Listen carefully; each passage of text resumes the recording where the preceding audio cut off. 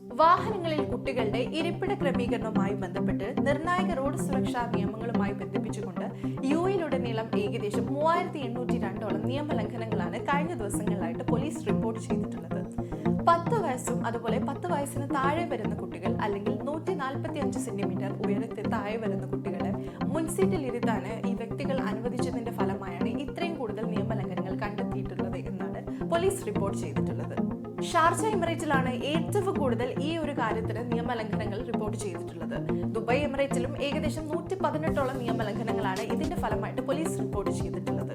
Federal traffic നിയമത്തിലെ article 49 അനുസരിച്ച് മുൻസീറ്റിൽ ഇരിക്കുന്നവർക്ക് ഏകദേശം 145 സെന്റിമീറ്റർ ഉയരവും അതിനോടുകൂടെ തന്നെ 10 വയസ്സിന് മുകളിൽ പ്രായമുള്ളവരും ആയിരിക്കണമെന്ന് എടുത്തു പറയുന്ന ഒരു കാര്യമാണ്.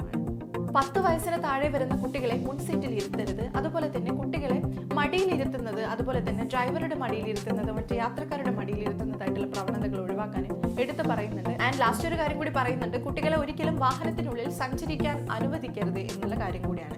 രക്ഷിതാക്കൾക്ക് ഇങ്ങനെയുള്ള നിയമലംഘനത്തിന് ഏകദേശം 400 ദിർഹം വരെ പിഴ ചുമത്തുമെന്നുള്ള കാര്യമാണ് അധികൃതർ എടുത്തു